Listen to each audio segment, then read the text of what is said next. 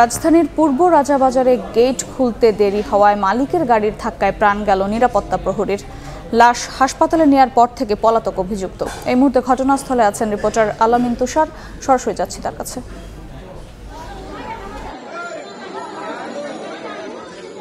আজকে সকালে এখানটাতেই আনুমানিক 8:45টার সময় আসলে এখানে একটি দুর্ঘটনা ঘটে। সেখানে একটি গাড়ি আসলে একজন নিরাপত্তা রক্ষীকে, ফজলু নামে যে নিরাপত্তা রক্ষী ছিলেন তাকে কিন্তু আসলে পিষে দেয় এবং তিনি আসলে গেট খুলছিলেন। সেই মুহূর্তে আসলে এখানকার যারা প্রত্যক্ষদর্শী এবং আশেপাশের মানুষ যারা রয়েছেন তারা আমাদেরকে যেটা বলছিলেন যে একেবারে গেট ভেঙে সামনে থাকা যে মসজিদের পাশের এখানে যে নামকরা মসজিদ বাইতুল সাকিনা জামে মসজিদ তার পাশের যে ভবনটি সেটার দেয়ালে গিয়ে কিন্তু সেই গাড়িটি তাকে পিষে দেয় এবং আমরা যতটুকু জানতে পেরেছি যে সঙ্গে সঙ্গেই তাকে রিকশায় করে আসলে সোহরাওয়ার্দী মেডিকেল কলেজে হাসপাতালে নিয়ে যাওয়া হয়েছে এবং তখন কিন্তু আসলে যাবার পথেই কিন্তু তিনি আসলে মারা যান।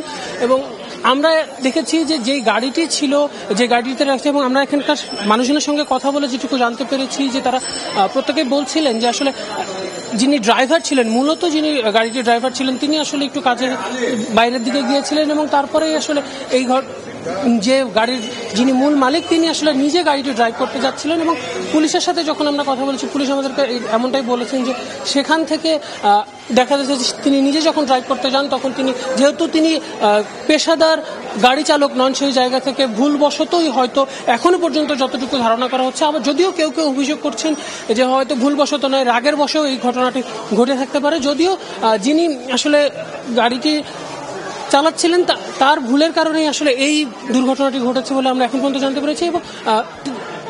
এবং তিনিও কিন্তু বেশ বয়স্ক। আমরা যতটুকু এখন পর্যন্ত জানতে পেরেছি যে তিনি আসলে এখানকার এই শ্যামলিমা যে ভবনটিতে আমরা অবস্থান করছি তারই এখানে একটি ফ্ল্যাটের তিনি আসলে মালিক এবং গাড়িটিও তার নিজস্ব।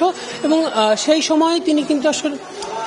সময় কিন্তু আসলে তিনি এইখান থেকে যখন বের হচ্ছিলেন ঠিক তখনই কিন্তু এই গাড়িটির মাধ্যমেই কিন্তু তিনি আসলে যেই সিকিউরিটি গার্ড রয়েছেন তাকে কিন্তু আসলে পিষে দিয়েছিলেন।